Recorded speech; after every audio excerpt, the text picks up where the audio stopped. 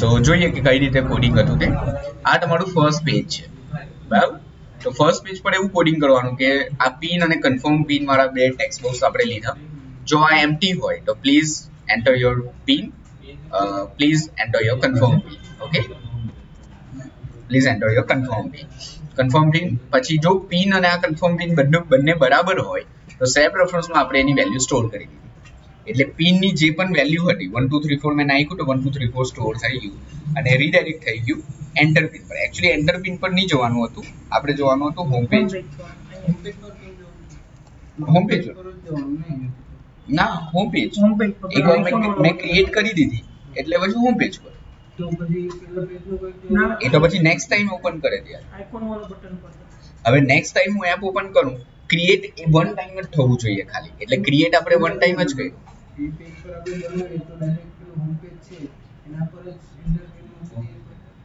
ના ના ત્યાં પણ પાછું ફરીથી શું કામ એને લોગિન કરાવવા દેવાનું? કેમ કે ઓલરેડી મેં પિન તો મેં ફર્સ્ટ ટાઈમ જ બનાવ્યો ને, એટલે એને હોમ પેજ પર લઈ જાઓ. નેક્સ્ટ ટાઈમ એપ ઓપન કરે ત્યારે તમારે પેલું એન્ટર પિન પર આવવું જોઈએ. સો જો અત્યારે આ કોડિંગ થયું કે ધારો કે આ પ્લીઝ એન્ટર યોર પિન, એટલે આ પિન નાખ્યો.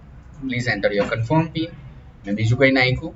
Both pin must be match, એટલે આમાં ગયું.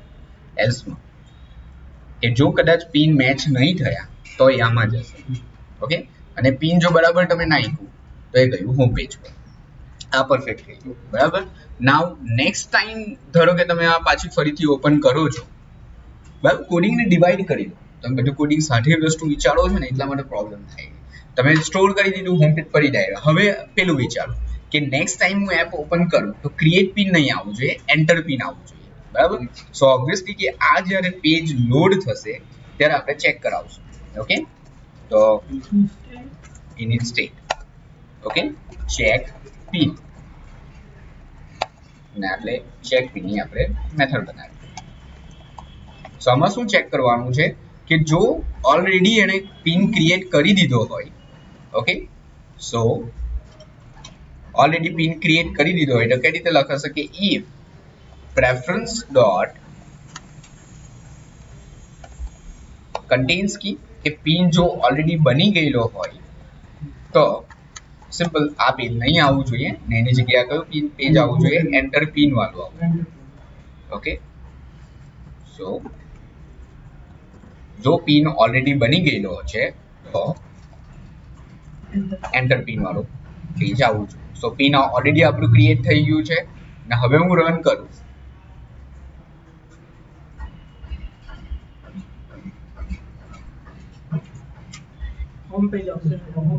એન્ટર પિન આવશે.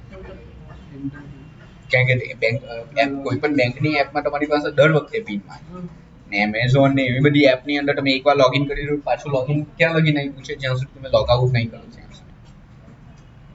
બટ આમાં એવું નહીં, બેંકની એપ એટલે દર વખતે તમારી પાસે પિન માંગે. હવે આ જે સેમ વસ્તુ તમે કરેલી છે ને એ હમણાં ભૂમિને હમણાં નવી એપ બનાવવા આપી એની અંદર આ સેમ કન્સેપ્ટ એડ કર્યો છે. સો એ લોજિક પ્રમાણે અલગ અલગ એપની અંદર હોઈ શકે.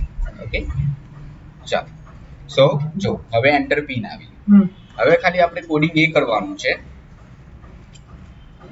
જો પહેલા તો બ્લેન્ક હોય તો આવું ને હવે કોડિંગ શું કરવાનું છે કે પ્રેફરન્સમાં જે પિન નાખેલું હોય છે, સો આ પ્રેફરન્સનો જે પિન છે અને ગેટ કરવાનું.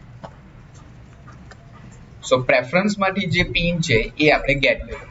તો એટલે ખાલી સિમ્પલ કોડિંગ એટલું કરવાનું છે કે પ્રેફરન્સનો પિન ડબલ ઇક્વલ્સ ટુ હમણાં જે એન્ટર કર્યો છે તે પિન થઈ જાય તો જો મેચ થઈ જાય તો એને રીડાયરેક્ટ કરી દો હોમ પેજ પર.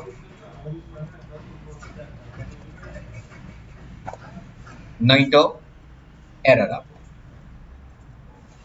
Pin not match.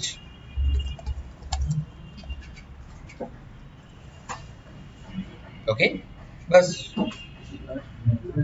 જો અત્યારે આમાં આટલું કોડિંગ કે એન્ટર પિન પર ગયા. એન્ટર પિનમાં જે મેં લાસ્ટ ટાઈમ પિન નાખેલો હતો એ મેચ કર્યો, એ ગેટ કર્યો. એટલે કોડિંગ ખાલી એટલું કર્યું કે સેપ રેફરન્સનો પિન અને હમણાં જે એન્ટર કરેલો છે તે પિન છે એ બંને જો મેચ થાય તો હોમ પેજ પર જવાનું, નહીં તો એરર આપવાનું. ઓકે, સો આ અત્યારે કોડિંગ કરી. સો હવે ધારો કે પાછી આપણે એપ ઓપન કરીએ તો પિન તો ઓલરેડી બની ગયું એટલે આ પેજ આવ્યું ને આની અંદર હા એનું કોડ છે. સો પિન નોટ મેચ, પિન નાખ્યો, પ્રોપર પિન નાખ્યો તો હોમ પેજ પર ગયો. પાછું નેક્સ્ટ ટાઈમ એપ ઓપન કરું તો ઓબ્વિયસલી એન્ટર પિન જ આવવું જોઈએ. ઓકે, જે પેલું 2 સેકન્ડ માટે રહી છે ને એનું સોલ્યુશન આગળ જઈને કરું. જ્યારે એપ ઓપન કરીએ ત્યારે આ પેજ ઓપન થવું જોઈએ ને એન્ટર પિન. હા, શું કહ્યું? આની અંદર શું છે, મેઇન બધા લોજિક છે. સી આમાં જે આપણે કન્સેપ્ટ શીખ્યા એ જ છે, સેપ રેફરન્સ જ છે. સેપ રેફરન્સ ને તમારા બીજા જે ક્લાયન્ટની રિક્વાયરમેન્ટ છે એના લોજિક સાથે સેટ કરવાનું. બાકી જો જોવા જાવ તો બધી વસ્તુને સેમ જ કરી. આ તો આ અત્યારે ક્લાયન્ટની રિક્વાયરમેન્ટ છે એવું કન્સિડર કરો. સી સો આમાં શું શું કર્યું? વેલ્યુ સ્ટોર કરાવી, સેટ સ્ટ્રિંગ વેલ્યુ સ્ટોર કરાવી, વેલ્યુ ચેક કરી. સ્ટોર કરેલી વેલ્યુ છે એને બીજા પેજ પર એક્સેસ કરવી. તો આ બીજા પેજ પર જ એક્સેસ કર્યું છે. આ ગેસ સ્ટ્રિંગ શું કર્યું? આપણે બીજા પેજ પર જ એક્સેસ, આ રીડ કરી વેલ્યુ. સો આમાં તો રિમૂવ વાળી પણ લોજિક નથી. ગેટ કરવાનું છે, ચેક કરવાનું છે અને સેટ કરવાનું છે.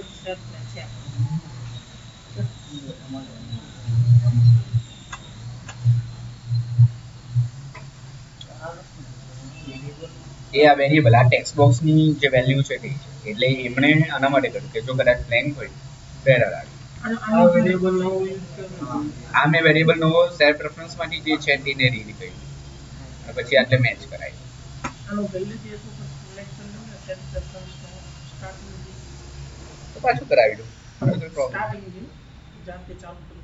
પણ સેપ રેફરન્સ ની અંદર 4 જ વસ્તુ ત્યારે પણ હું આ જ વસ્તુ શીખવીશ કે તમને આ ખ્યાલ છે કે સ્ટોર ગેટ કઈ રીતે થાય, તમને એ બધું ખ્યાલ છે કે ગેટ કઈ રીતે થાય, સેટ લોજિકમાં લોજિકમાં ક્યારે અપ્લાય કરવાનું એમાં તકલીફ પડે. તો એના માટે બસ મેઇન પ્રેક્ટિસ જ પ્રેક્ટિસ કરજો તો જ આઈડિયા આવશે. બાકી એમનું તો નહીં ખબર પડે. બીકોઝ સેપ રેફરન્સમાં વધારે કંઈ નહીં કરાય. સેપ રેફરન્સમાં 4 જ વસ્તુ શીખવાની, તો 4 જ વસ્તુ સ્ટોર ચેક ક્રિએટ કઈ રીતે થાય, સ્ટોર કઈ રીતે થાય, ગેટ કઈ રીતે થાય અને ચેક કઈ રીતે થાય, રિમૂવ કઈ રીતે થાય. એઝ અ સિન્ટેક્સ વાઇઝ વિચારો તો સિન્ટેક્સ વાઇઝ તો આટલી વસ્તુ જ છે સેપ રેફરન્સ.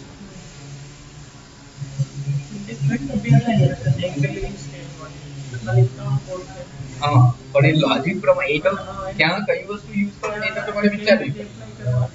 એના માટે મેઇન વસ્તુ તો તમે પ્રેક્ટિસ જ કરી શકો. હા, પણ તમારે સિમ્પલ વિચારવાનું કે આટલે તમે લખેલું હતું અત્યારે કન્ટેન્સ કી લખેલું હતું. કન્ટેન્સ કી શાના માટે યુઝ થાય? એ તો ચેક કરવા માટે યુઝ થાય કે છે કે નહીં. રીડ કરવા માટે તો ગેટ સ્ટ્રિંગ આવે અને ગેટ કરવો છે તો ઓબ્વિયસલી એને કશે તો સ્ટોર કરવું પડે. એટલા માટે વેરિયેબલ લેવો જ પડે. એટલે લોજિકલી તમારે બધી વસ્તુ થોડું ઘણી વસ્તુ વિચારવાનું.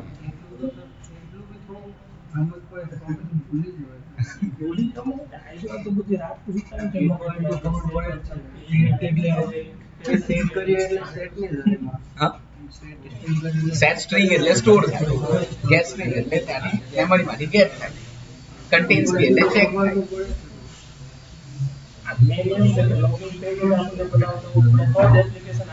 હા, કેમ કે સેપ રેફરન્સ પર જ છે. હવે લાઈક હમણાં જે મેં એક લાઈવ એપની રિક્વાયરમેન્ટ આપી એ એપની અંદર આ જે હમણાં તમે કન્સેપ્ટ કર્યો ને એન્ટર વિથ ક્રિએટ પિન વાળો એ જ કન્સેપ્ટ છે.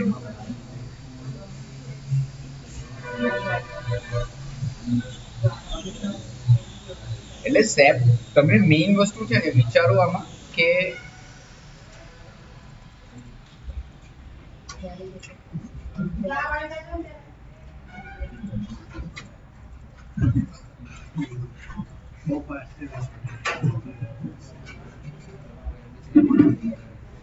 જોઈ લો ક્લોઝ કે નથી થતું.